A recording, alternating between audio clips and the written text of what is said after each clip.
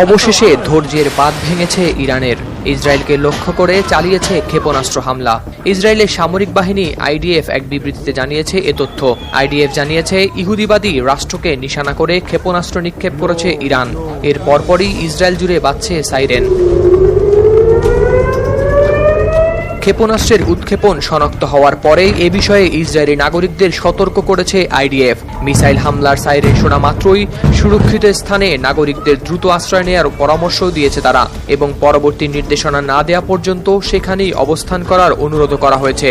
একই সঙ্গে স্থানীয় সেনা কমান্ডারের নির্দেশনা অনুসরণ করতেও বলা হয়েছে সেই বার্তায়। এর কিছুক্ষণ পরেই ইসরায়েলের আকাশসীমায় প্রবেশ করে ইরানের ক্ষেপণাস্ত্র।